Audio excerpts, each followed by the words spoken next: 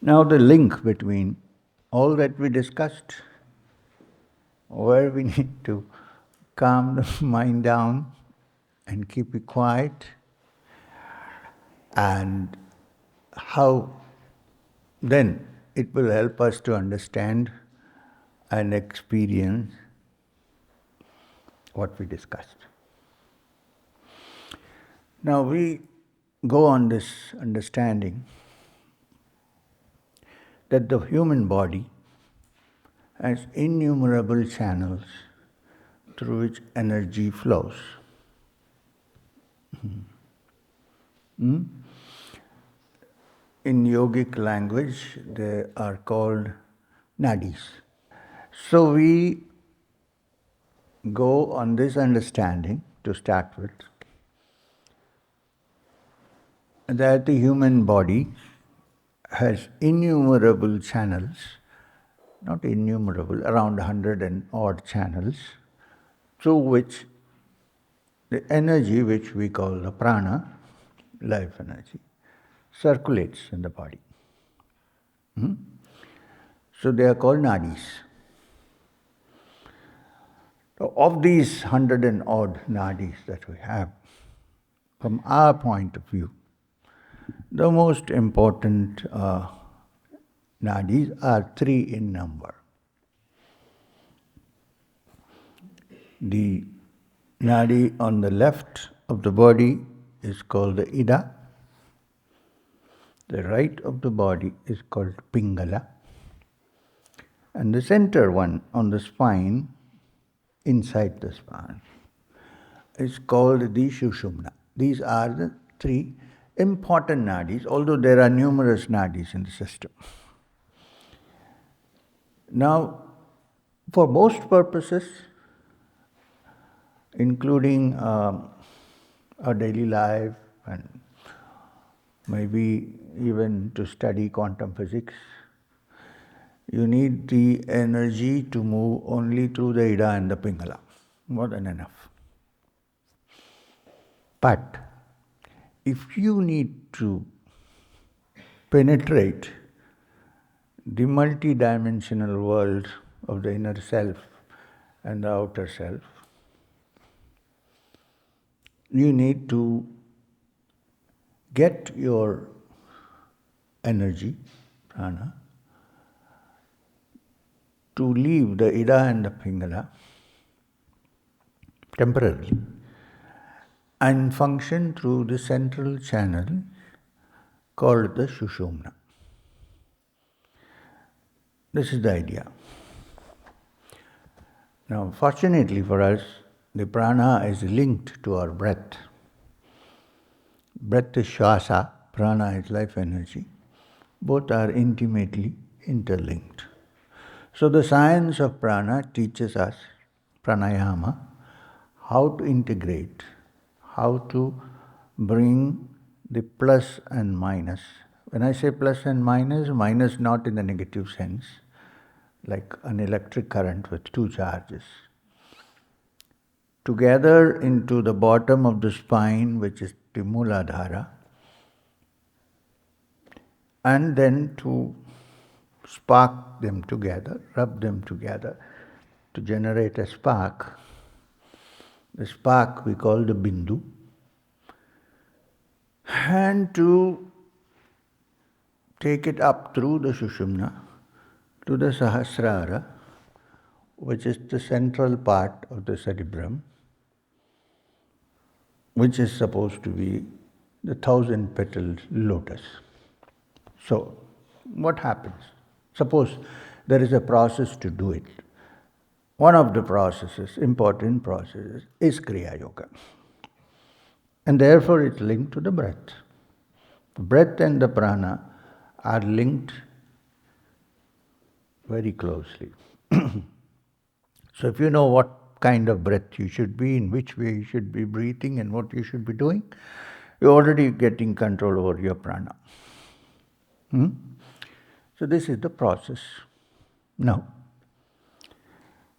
I said the lower center where the energy gets together and acts is called the Muladhara. Muladhara actually means a root foundation. The bottom from where Mula, the root.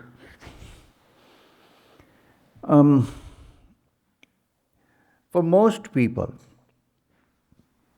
automatically the energy, 50% of the prana operates and circulates in the Muladhara.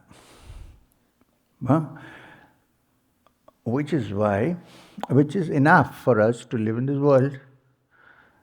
The center of procreation, which is also linked to the center of enjoyment, is sex. The energy for the movement of sexual activities also is located in the Muladhara, at the bottom, just behind the reproductive organs. So anything to do with this is also from the Muladhara. And just above that, there are other centers. First, for a physical existence, with the joys of physical joys that one enjoys, Muladhara is active. Except that when it happens on the physical plane, the prana is moving downward. What we're trying to do is sublimate it and make the energy flow upward. So if for a human being normally, after food and shelter, the most enjoyable thing is sex. It comes from this energy which sits in the Muladhara. We call it the Kulakundali, or the coiled up energy, which of course is symbolized by a snake. There is no snake sitting there. Symbolized by a snake which is rolled up, and when you use your techniques, it unwinds itself and starts moving. I mean, this is the imagery, the metaphor. So, if that is the most enjoyable thing for a human being, which is the ascent of this energy upwards from the Muladhara instead of downwards, and when it reaches its culmination, the Sahasrara, the enjoyment or the lahiri, the joy that one feels is perhaps 1,000 times more than anyone can feel when it runs downwards. So the yogi who practices and enjoys is actually not giving up anything. He's giving up the trinkets for the treasure. Yeah, you have little things and enjoying the better things. So, this is the process of Kriya. Now, since it is intimately linked to the breath, Kriya has a certain kind of breath manipulation by which the energy is made to go up. First, cleaning of the Sushumana, because it is generally filled with muck. From your past lives, also from this life, your angers, your resentments, they all go and get stuck there. So the first part is to clean it. When you clean it, then it is automatic. You cannot force this energy, because if you force, you're playing with fire. Many people end up in trouble because of that. So you can only keep the path clean and tell her, I'm the energy, it's feminine. Please come, it's ready. So that the Sri Vidya Devata goes up as Rajeshwari. So, therefore we do not indulge in too much of so-called Hatha Yogic practices to awaken it. It is done in a very quiet, simple way, although somewhere you need to introduce some Hatha Yoga also to clear things up from the physical point of view. So, the lower center where the energy usually is for most people, the Muladhara, represents the earth, Prakriti. So the tattva there is Prakriti, which means matter, solid matter. Just now we discovered it's not so solid, but whatever. Solid matter, the physical world is represented in the Muladhara. So generally, most of us, our consciousness functions from there, from that point. Not consciousness, awareness functions from that point. Further up on the spine, in the Sushumana, is the next center called the Swadhisthana. Now this is between, you have the chart, between the lower center and the navel, halfway. The Muladhara, since it represents Prakriti, or the earth, or solid, three-dimensional world, the symbol is a square. It's actually a two-dimensional projection of a cube. It's a square. You know how everything is supposed to be perfect. You change one angle and the whole thing goes. Okay. Solid. So it also represents solid state of affairs. The next Swadhisthana, as I said, is halfway between the navel and the Muladhara. It represents the next principle, tattva, called apas. Apa, apas, tattva. Apas means liquid, watery. Not water. Water is another word for water, jala. Apas means watery tattva. Which means what? What is the next subtle state after solid? Liquid. So it's a symbol that when the awareness is lifted from the Muladhara to the Swadhisthana, when you come into the world of slightly more flexible, that is the world of imagination also. So the center of imagination is here. And imagination is one wonderful thing that we possess, which animals do not have. Animals are very intelligent. You cannot say that. They are.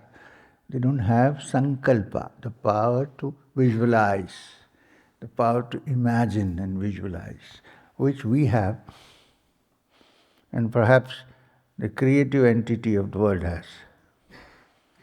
According to the Shastras, the world is created by sankalpa and then withdrawn by sankalpa.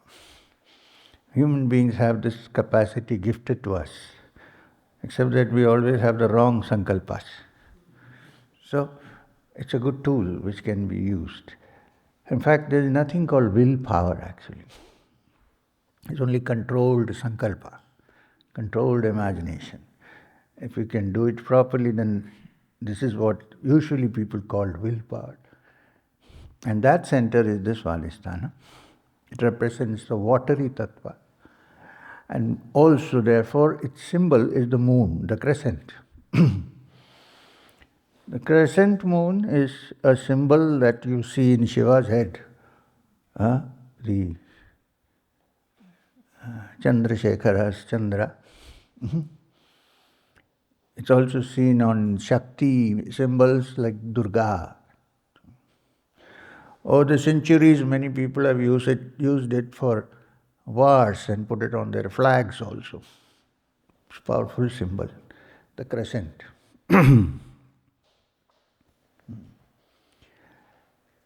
You can use the good side or bad side, but it's there. So the Swadhisthana is the crescent. It's also because if you keep water, for instance, which is part of apas tattva, in a tube, it's not straight. It has a lower meniscus and an upper meniscus. It's actually like a crescent. Not fully formed, but... And is the center of imagination is also the center which the yogi, if necessary, uses to project his subtle body out of the physical. And imagination is always linked to the moon. If people have some problems, when the full moon it becomes worse, like high tide and so on. So, Luna is the center of creation, sankalpa, imagination, subtle matter, which is beyond ordinary, Sushma, Except that if imagination is not controlled and properly guided, then the luna becomes a tick. So it's a potent center. So, okay. So now we have come from physical to the watery, to the solid to the liquid. You can see it there.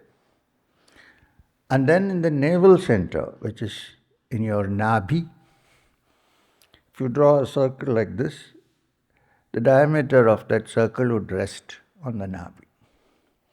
That center is the Manipura. Now, Manipura is also called the fire center, Agni Chakra. Now that is the place where, if you get angry or all these things, you feel a burning sensation. It is it's the same thing actually. All passions bring about some heat. This is the center of this Manipura. When you say fire and heat, it also means combustion and ignition. I told you that the word igne is not different from the word agni. You can't even start your car without an ignition switch. So this is the igniter. It heats up that which is watery and turns it into that which has no shape, vapor or wind, subtler matter. So our awareness shifts from solid to liquid, then into this fire. It's also the fire of desire. Yeah. The fire of desire can be fire of desire for material things. It can also be the fire that ignites your upward journey, both. So when you have this fire, it consumes everything and takes you further up. This is the center. And fire is so important because digestive fire. You're fired with enthusiasm. They're all used as metaphors, right? Desire. My old girlfriend is my old flame. She's not old water, right? Yeah. So all this is the center. I don't have one. Now,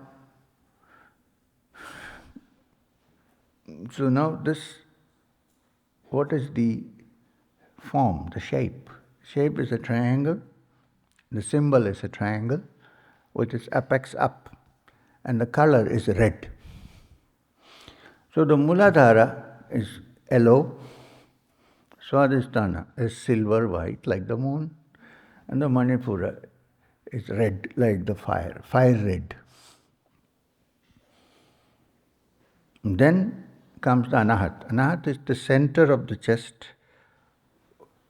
which is called the heart chakra. Not this heart, but this heart. When you say this heart, it means the heart of the matter, something like that. The Anahat is called Anahat because it is the center of unstuck sound. See, normally for any sound you need to strike. Suppose there was a sound when there are no two things to strike, like clapping with one hand, something like that.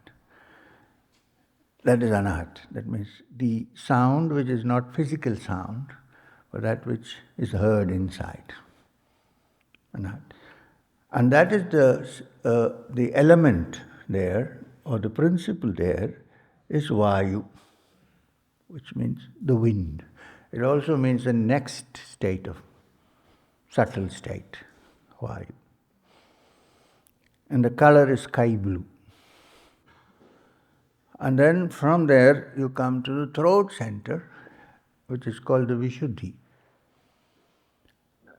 Vishuddhi is the center, if your awareness has come up to the heart center, then there is very little chance or danger of it going down.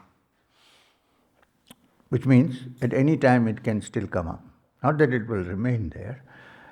Once it's gone there, you've done half the job, most of it. And then the Vishuddhi. Vishuddhi, the word meaning of Vishuddhi is purity. Complete purity, super pure. And the representation there, and what element does it represent? People think it's space, but the meaning of the word akasha is not space, rather. In fact, the anahat represents space. Akasha is the primordial substance, undifferentiated, from which, through differentiation, different kinds of matter has emerged. Let's say that something is at one frequency, then the frequencies begin to change, and you see different kinds of matter coming up. So that the primordial essence of all the universe is Akasha. And it has a beautiful violet, deep purple color. I would say indigo. And the symbol of the Anahat is two triangles together. Two equilateral triangles crossing each other, which means the physical and the spiritual are properly coordinated together. The triangle that is upwards is the spiritual, and the triangle which is downward is the material. They are both integrated there. This integration is the symbol, like a star.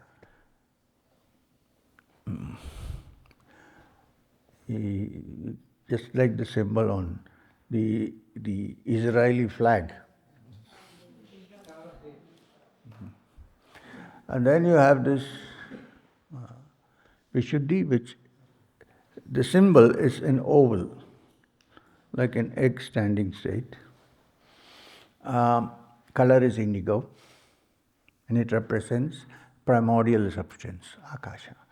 So when the yogis, if the yogi spends too much time in the Vishuddha and gives attention to it and this becomes active, a couple of things happen. One, he gets control over, in the ultimate sense, the primordial substance in some way.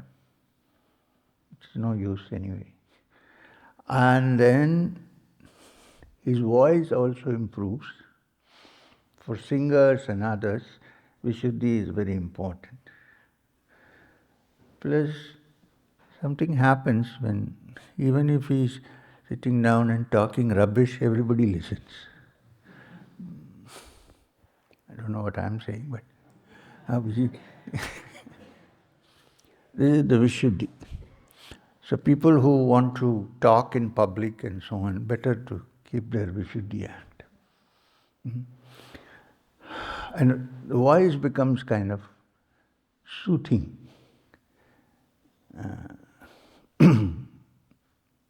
Now, the next center is the Ajna, very important center. Ajna is also called the Bhru Madhya, between the eyebrows center. Middle of the eyebrow, Bhru Madhya. Now, this is the center. You want it? What?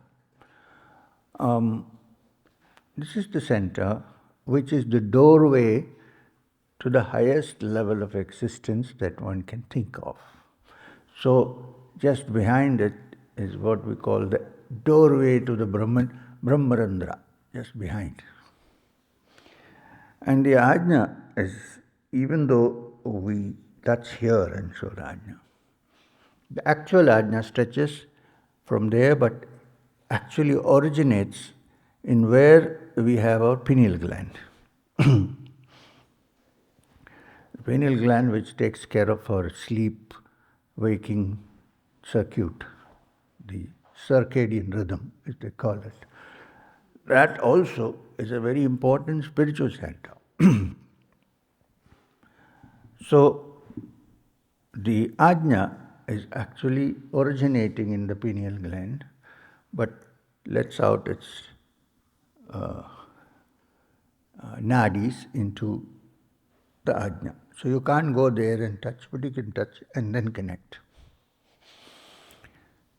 In fact, from the limbic system in the back of the brain, on both sides, there is something that comes called the amygdala. Amygdala almost comes here. So when you do the Brahmari, it vibrates the amygdala and affects your ajna, cranial. So now then we have the topmost, which is called the 1,000-petaled lotus. 1,000 is a metaphor, it means number, numerous. And when your awareness has ascended and gone there, then you're free. Then you are no longer a three-dimensional human being, but a multi-dimensional being with your mind unconditioned, opened and clear, and seeing everything as one. This is the Sahasrara. And every ascent, every ascension is accompanied by more and more joy and happiness. You're not aiming for that, but it's a byproduct of it.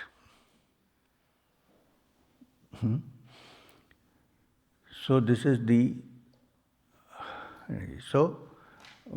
the idea about Kriya, the technique of Kriya, is to balance the breath in the Ida and the Pingala, which means left and right nostrils are connected to that, and then to bring the Ida Pingala energies together in the Muladhara, and then to allow them, the bindu or the spark which rests there, to rise up through the Sushumana and reach the Sahasrara, where the bindu, which is considered to be the feminine aspect, reaches the Lord who is considered in the Shiva Samhita as Shivam. And when they both merge, it's an ecstatic merger filled with a lot of experiences. Adi Shankara celebrated this by writing the Saundari Lahiri, the intoxicating beauty, or the beauty of ecstasy, or whatever you want.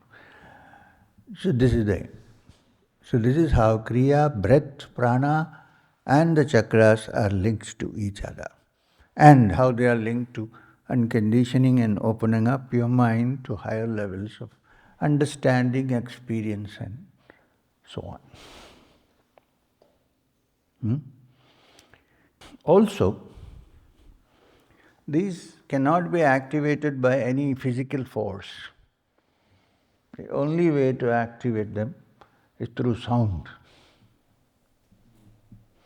So, that's why we have given those sounds: lam, vam, ram, yam, hum, om. These sounds,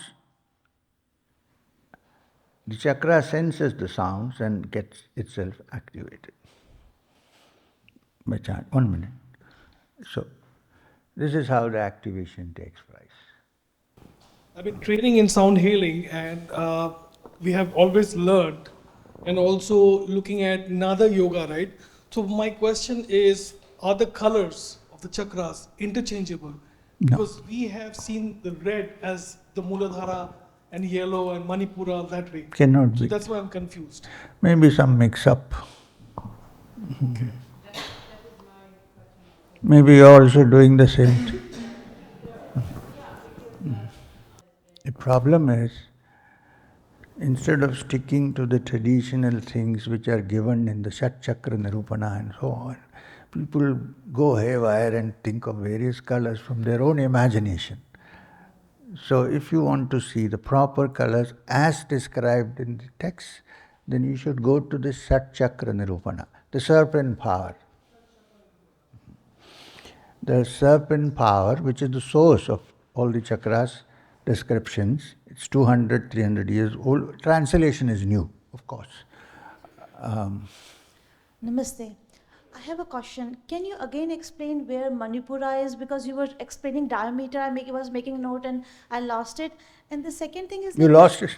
like I couldn't follow what you said. And the second thing is when we will imagine these chakras, where we have to imagine, is it like just below the skin or in the vertebral column or somewhere in between? Like I just need that clarity. Thank you. Right. One is about the diameter, which I explained, which you didn't get it clearly. What I said was the Nabhi is here. This is the Nabhi, my Nabhi, not yours. And he so if I say this is the Manipura, then this becomes the center of a circle, right? So I'm saying it's not there, but slightly above. And if you draw a circle like this, then the diameter of the circle will touch the Manipura. This is what I meant. This is what, okay. The next question of yours was? Where we have to imagine, is it below the skin? Yeah, this is very important, yes. As long as you find the location, it doesn't matter whether you want to do your visualization in front or back or middle. It doesn't matter. Because when it works on the spine. It works on the spine. But our sankalpa can be here, it can be in the middle of the body. Very good if you can take it to the spine. But it need not necessarily be. This, you find this more easy and more accessible, do it here. There is no harm. Only two questions, right? Sir, I just wanted to check, are there other centers also in the head apart from the Sahasrara Yes. which need to be opened? Yes, but let's not get it. Okay. In fact, according to our understanding, which you will not find written in any books and so on, between the Ajna and the Sahasrara, there are around 8 or 9 tiny little centers. Now they connect to different parts of the brain, and they also have to be activated in the ultimate analysis. But it happens only when we come to the Sahasrara, and then the Brahmari, which you do in Kriya, is meant practically to activate these centers. The Brahmari. You have to first only do it with your sankalpa. As it becomes stronger, you will begin to feel actually the movement in the centers, the sound in the centers. There may be sometimes nothing. But you will feel true satisfaction and happiness when you are touching these centers, which means something is happening. Sir, regarding yesterday, you had this is the thing. Yesterday you had talked about when events happen in our lives to that is an opportunity for looking and contemplating and understanding why it has happened, and you talked about facing it. My question is that facing it and then moving on, those are these linked? How do we actually? Sorry, it's a little bit incoherent. I'm being here, but we may not get to know the past lives, as you had said. We'll not be able to get to understand why it is happening, whatever that may be happening in your life. What is the good approach towards facing? And is moving on the same as facing, or are you then putting things under the rug, which will again show itself up? That's one question. I have another question which I can... Can we do with this first? Because it is too complicated. When I said you face it, I was not trying to say that you should find the cause for it. If you sit down and try to find the cause, past, or whatever, you will only spend useless hours trying to figure out where it originated. I said, as it manifests as pain or fear, can you face it as it is? Not trying to find the cause or the root, not trying to justify it or condemn it, but to see it as it comes. This is what I meant by facing it. If you face it, there is nothing remains to be put under the rug. If you face it, then automatically you move on. So grieving is not necessary part of facing. One may be able to face something without necessarily grieving. If you grieve also, there is no harm. In fact, if you grieve, you should study grief as it comes. We are afraid of grief. And grief is the biggest teacher. We are always trying to distract our minds from any kind of sorrow and grief. I'm saying, can you look at it? Stop for a while and see how this operates, this sorrow. If you see and actually how it operates, it's gone, it's dissipated. But we try to divert the mind, substitute something, it's hiding there in the subconscious, it'll come back again. This is what I meant. Thank you so much. If I may, I will ask this question and you can take it anytime you want, which is, your guru found you and you found your guru later in your life journey that you had described. However, for a person like many of us, me included, how do you recognize your guru? And I'm sure many people may have this question as well. When I started out, I was just like you. Now you think I'm special. When I started out, I was like you. I was also trying to find out. And then I found something, and I found it's worth it, and I held on. I was not born with the feeling that I'm going to discover the Guru, no. So, if there is an innate desire which is strong enough to find spiritual understanding, spiritual evolution, and therefore you need a Guru, not because you need a Guru, then the right person will come to you. You will end up with people who are talking all the time. This energy is coming through the window, that energy is going through the door. You're stuck, you're done. Nothing can be done. Then I have to help them. So. Sir, over here. We'll go like this, zigzag. Sir, we all go through so many births and rebirths, but why does the first birth happen? And second question, should we give any importance to our dreams or just ignore them? Look, why the first birth happened, even if we don't know, many births have happened. So let's deal with that first. The births which we are in now, you deal with that first, and then perhaps you will figure out why it happened in the first place. Right? So start with that. And as far as dreams are concerned, many of our dreams are projections of what we did not experience or what we are afraid of experiencing, that the subconscious translates into images and presents it before us in the dream state, generally. There may be some rare dreams which happen because somebody intends to give you some signal. But it's very difficult to distinguish between these. As you progress in sadhana, you might be able to distinguish between these two. Till then, you can consider them as dreams. Don't consider them as unimportant, but don't give them more importance than the waking state. That's the way to carry on with life. Sometimes dreams also come with a message. But at the moment, you are not in a position to decipher if it was intended and if it's a real message. So till then, give more importance to this dream than that dream.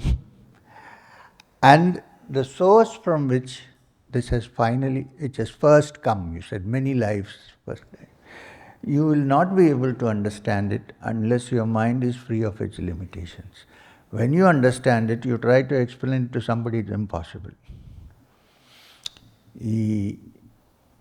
It's like, almost like a child asking its parents, "Oh, Daddy, Mommy, you love us, love me the most, right?" "Yeah, we love you the most." "Okay. If you love me the most, why didn't you invite me for your wedding?" You know what I'm trying to say? So sometimes it's not easy to figure out where it all started. But the fact is it has started and it is working now. So can we deal with that first? Buddha has a story about this. I'll come. Buddha has a story about this. It is a serious question here. Buddha has a story. Somebody went to a mango grove to collect mangoes. Some hidden guy, some hunter, whatever, shot an arrow, and the arrow hit him in the chest. He fell down. Right? Pain. It could be a poison arrow too. And the Buddha's question was, when you're hit by an arrow, which is this life, would you try first to see how to remove the arrow at the easiest and the best time possible? Or would you lie down with the arrow still in your chest and try to figure out the source of the arrow? Who has sent it? Whereas by the time you realize you're dead, probably of gangrene. Because you're not, in that time you don't have the capacity to figure out where the source is. Right? So, first thing is, pull this out.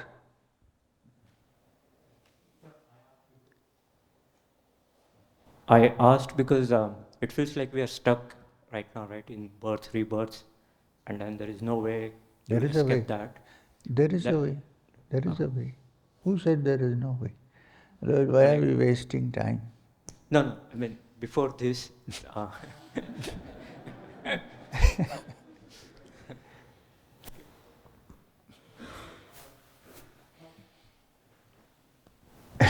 So the question that I had is that when we do the Kriya and when the muck is removed, so is this muck the same as our Snchitkarmas that we have accumulated in the past? Also. Muck is not a physical thing, please remember. It's influence. The influences of the past, influences of 3 million years of genetic evolution, influences in this life, like too much anger, all these negative emotions, all this is muck. Includes that also. So, you need to first clear the muck. First realize that there is muck, and then say, I have to clean it. Yoga provides a way of doing it, Kriya. So when the muck is cleared, does it create a certain level of force? Let's say when the anger aspect is getting cleared, does it create a influx or outflux of anger at a given point of time? It depends on various people, different natures. Sometimes it does. Sometimes it cools down. Sometimes it bursts open and then disappears. Some things disappear only by explosion, right?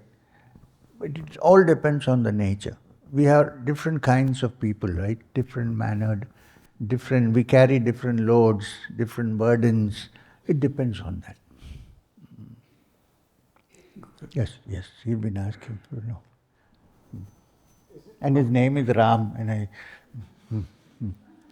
Is it mandatory to pull the chakra from the Muladhara Swadhisthana up? Or is it possible that for some people those chakras have become inactive and therefore you start Manipura up? one school of thought says that it could start from the Manipura itself.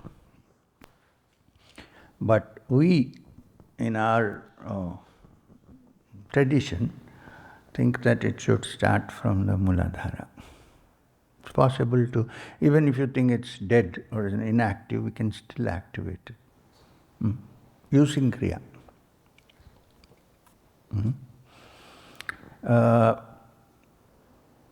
Shankara, talking about the Sri Vidya, and also in the Saundarya Lahari, he says the Devi, which is the Bindu, is in the Manipura.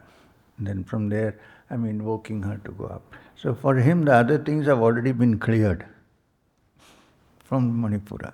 But for most people, it's better to start with the Muladhara. Pranam SriM. I have two practical questions. Yes, sir. Tell me. So the first one is about balancing the Ida and Pingala.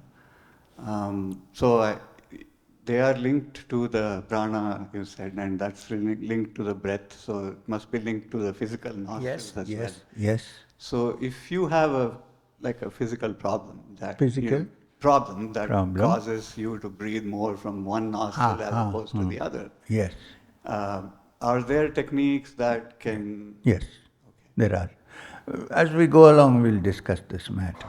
Yes. Anything else? The second question was about meditation. How do you deal with, and yesterday you talked about knowledge being itself a hindrance sometimes. How does one remove the bigger thorn of knowledge and avoid these thoughts that come in when you are, because of various knowledges that you have gained over your life? They are bound to come. Bound to be stored. And you're saying how to, if necessary, if at all we need to break free of it. We'll do that as we go along. We will see how it happens. Maybe you will go out free of it. Who knows? We just started right today. So let's move.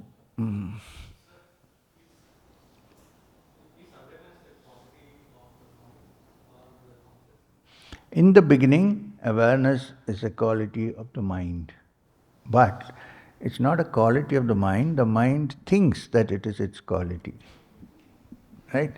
So, when it becomes subtle and subtle and subtle, suddenly the realization strikes that it is not to do with the mind, it's something else, which is giving the mind the capacity to be aware, which is the conscious inner self. It's more real. Without that, the mind cannot exist. Yes. So, when the prana is behaving erratically in the human system, which it normally does because of many up and downs and high and low and all these things, that mind can never touch consciousness or never understand how it operates or never feel that it is working through it. It's only when the mind is fully balanced, it's completely free of tensions, totally free of opposing energies, that it is able to understand in its quietness, this is what it is. This is where Pranayama, Kriya, all these things come into play. Yes, of course. Yes, they are. They are interconnected rather. When the mind is calm, the breath is calm. When the breath is calm, the mind is calm. And this calmness or quietness is the tarmac from which you can take off to other. I have a really quick, right here. Really quick question based off of that. Does Kriya also help with giving us the courage to face difficult emotions? I think yes. Yeah, this is important also because you should have the courage to face. Most people get shy away from it because of the fear. Believe me, there is no way to get out of it without facing it. You can sweep it under the rug, but it will come up at some unknown time when you are defenseless. Last question. When one meditates, all these emotions and memories, they come up and thoughts. Absolutely. So then, like It has how, happened to me also, yeah. Okay. Mm. So how to stick the path, how to keep on doing the japa, the meditation. There is no way other than to keep pursuing it. It's not as if I didn't go through all this, okay? I also went through all these emotions, all these problems. But one good thing was I said, I'm not giving up. Don't give up. If you don't give up, tomorrow you'll sit here and I'll sit there. I'm serious. Don't give up. It is natural that this happens. Okay, if it's not, why are we trying to get rid of it? So it's quite normal. So try to work on it and don't get frightened by it. Main thing is not get frightened. Say, okay, these are facts of life. Let's face them. Let's try to solve them one by one, step by step. I'm not giving up. This should be your intention. Your, what we call, what do you call that? There's a nice word for it in Sanskrit. Not even sankalpa. Dhrida nischaya. That this decision, which I will not shake, hold on. Then you will get out of it. I did. Why can't you? Thank you, Guruji. I didn't fall from heaven, right? So, I think we'll stop with this today.